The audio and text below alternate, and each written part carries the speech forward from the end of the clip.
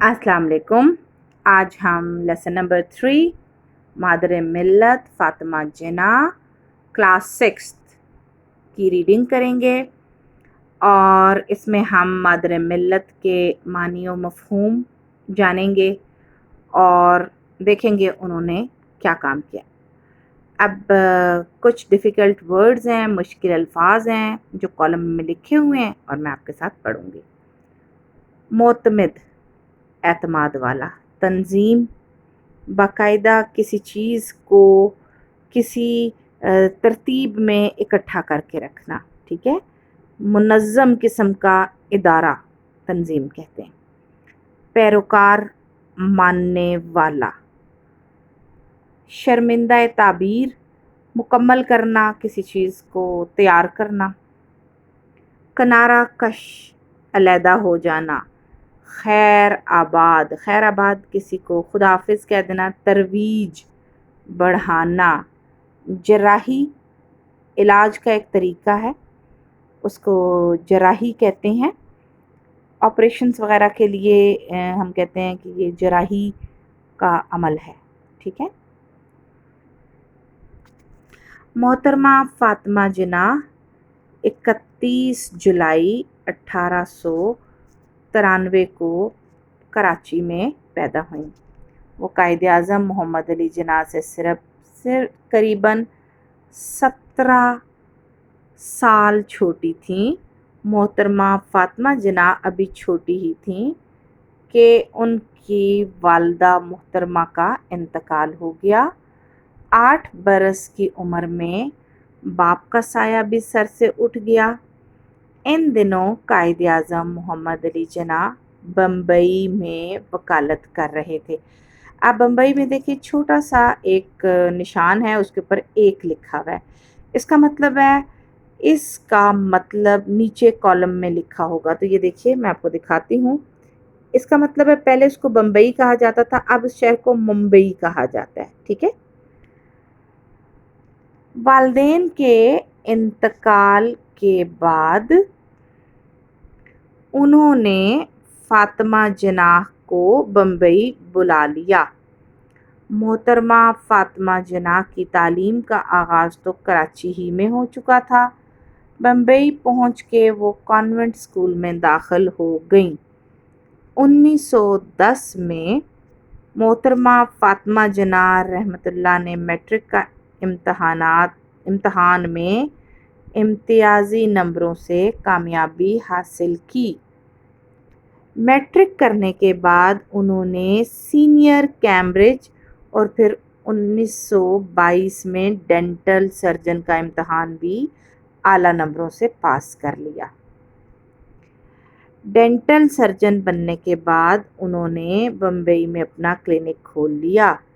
इंसानियत की खिदमत और समाजी कामों का जज्बा ज़मानाए तालिब इल्मी से ही इनमें मौजूद था, लिहाजा वो दांतों की जराही के मैदान में इंसानियत की खिदमत में मसरूफ़ हो गईं। जराही होता है ऑपरेशन करना, दांतों का इलाज के लिए जो किया जाता है। 1929 में जब कायद आज़म की अहलिया रत्ती जिन्ना का इंतकाल हुआ तो मोहतरमा फ़ातिमा जिन्ना ने अपने डॉक्टरी पेशे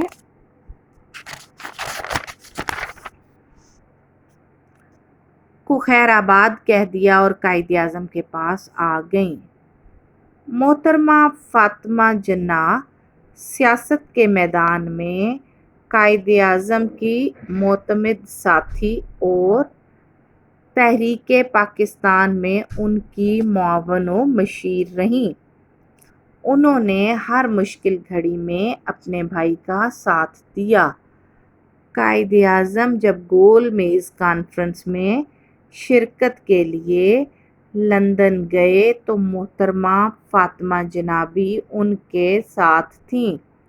उन्होंने गोल मेज़ कॉन्फ्रेंस के दौरान कायद आज़म को निहायत अच्छे मशवरे दिए। मोहतरमा फ़ातिमा जिन्ना रहमतुल्लाह आला तालीम याफ्ता نہایت دور اندیش اور بہت جرأت مند خاتون تھی۔ انہوں نے مسلم خواتین کو بیدار کرنے اور انہیں ایک سیاسی پلیٹ فارم پہ متحد کرنے میں نہایت اہم کردار ادا کیا۔ دیکھیں بچوں، پلیٹ فارم انگلش کا لفظ ہے، لیکن چونکہ اردو میں بھی اس کو ایسے ہی بولا جاتا ہے۔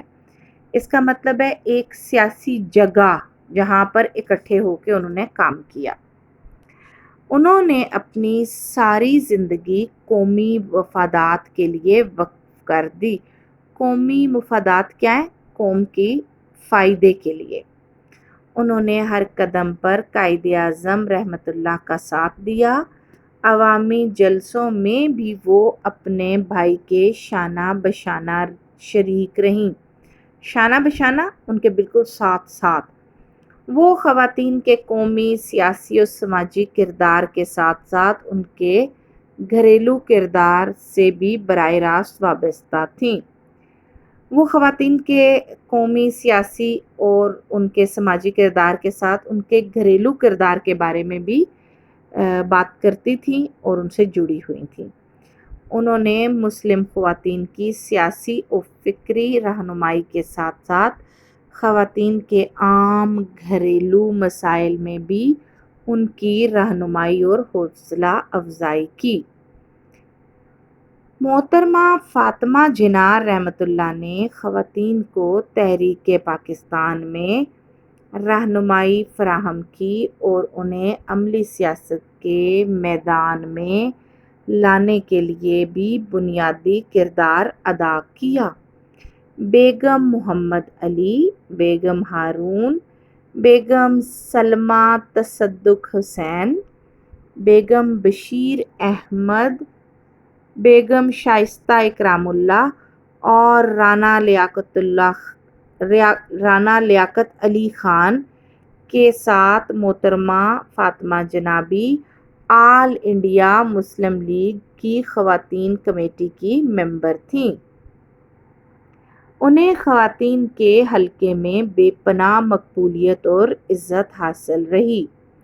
وہ خواتین کو عملی سیاست میں آنے کے لیے آمادہ کرتیں، انہیں قومی میدان میں ہر قسم کی قربانی دینے کی ترغیب دیتی تھیں۔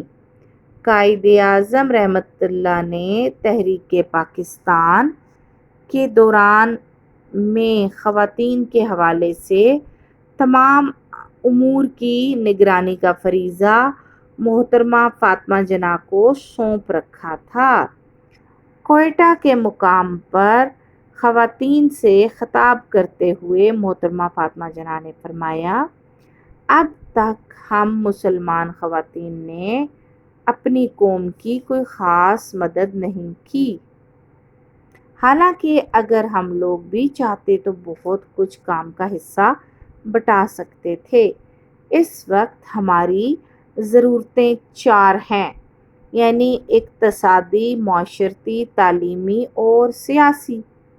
ہم کو چاہیے کہ ہم اس میں سے ہر ایک جس سے جتنا ہو سکے اپنی قوت و اپنی حیثیت کے مطابق اپنے خاندان، اپنے ہمسائے، اپنے دوستوں اور عزیزوں میں عملی قوت کی روح پھونک کر اس میں قومیت کا جذبہ پیدا کرے۔ اس طرح ہم اپنی قوم کی کچھ مدد کر سکتے ہیں۔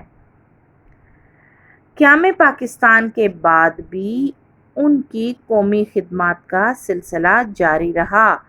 انہوں نے بیماری کے دوران میں قائد اعظم کی بے پناہ خدمت کی۔ وہ ہمہ وقت ان کے ساتھ رہیں، سرکاری کاموں میں بھی ان کا ہاتھ بٹاتی رہیں۔ تعلیم نسواں، عورتوں کی تعلیم کو کہتے ہیں، تعلیم نسواں کے لیے بھی محترمہ فاطمہ جناح کی خدمات سے انکار ممکن نہیں۔ انہوں نے اپوا کے اوپر بھی دیکھیں نشان لگا ہوا ہے، اس کو ذرا چیک کرتے ہیں۔ اپوا کا کیا مطلب ہے؟ اپوا کا مطلب ہے آل پاکستان ویمنز ایسوسی ایشن، ٹھیک ہے۔ اپوا کے پلیٹ فارم سے تعلیمی خدمات کا ایک سلسلہ جاری کیا۔ وہ افواہ کی سرپرست رہیں اور ہر سطح پر انہوں نے اپنی بے مثال اور قائدانہ صلاحیتوں کا لوہا منوایا۔ افواہ کے علاوہ وہ کئی اور تنظیموں کی بھی سرپرست تھیں۔ ان کی یہ سرپرستی برائے نام نہیں تھی، بلکہ ہر تنظیم کے دائرہ کار میں رہتے ہوئے انہوں نے ایک کارکن کی حیثیت سے اپنے منصبی فرائض کو پورا کرنے کے لیے کام کیا۔ منصبی فرائض ہوتے ہیں جس عہدے پر آپ کام کر رہے ہیں، اس میں جو کام دیے جاتے ہیں آپ کو۔ قیام پاکستان کے فوراً بعد پیدا ہونے والے مسائل کے حل میں وہ عملاً شریک کار رہیں، خاص طور پر مہاجرین کی آباد کاری اور کشمیری مہاجرین کی دستگیری میں ان کی خدمات آب زر سے لکھنے کے لائق ہیں۔ آب زر سونے کا پانی سے لکھنے کے لائق ہیں۔ قائد اعظم کی وفات کے بعد وہ عملی سیاست سے کنارہ کش ہو گئیں، مگر سماجی حوالے سے ان کی خدمات کا سلسلہ جاری رہا۔ محترمہ فاطمہ جناح رحمۃ اللہ عظیم خاتون تھیں۔ قومی اور ملی خدمات کے حوالے سے قوم نے انہیں مادر ملت یعنی قوم کی ماں کا لقب دیا۔ وہ سچی اور پرخلوص مسلمان تھیں۔ اعلیٰ انگریزی تعلیم و تربیت کے باوجود وہ اسلامی تعلیمات کی سچی پیروکار تھیں۔ پیروکار ہونا کسی چیز پر عمل کرنے والا ہونا۔ عالم اسلام کا اتحاد اور پاکستان میں اسلامی نظام فکر کی ترویج ان کا خواب تھا۔ ترویج ہوتا ہے بڑھانا، یعنی اسلامی نظام فکر کو بڑھانے کی خواہش رکھتی تھیں۔ وہ اپنی زندگی کے آخری لمحات تک اس خواب کو شرمندہ تعبیر کرنے کے لیے کوشاں رہیں۔ ایک موقع پہ تقریر کرتے ہوئے انہوں نے فرمایا، اگر ہم واقعی یہ چاہتے ہیں کہ پاکستان کو صحیح اسلامی مملکت بنایا جائے تو اس کے لیے کچھ اسلامی تعلیمات کا اجرا بہت ضروری ہے۔ یہ ضرورت اسی صورت میں پوری ہو سکتی ہے کہ ہم اپنے تعلیمی اداروں میں قرآن حکیم کی تعلیم کو باقاعدہ درسی نصاب میں شامل کر لیں تاکہ بچے اس کتاب علم و حکمت کے معنی و مطالب سے آگاہی حاصل کر سکیں اور قرآنی تعلیمات پر عمل پیرا ہو سکیں۔ میری دلی تمنا ہے کہ تمام اسکولوں میں قرآن حکیم کی تدریس کا فوراً بندوبست ہو جائے۔ محترمہ فاطمہ جناح نے 9 جولائی 1967 کو وفات پائی۔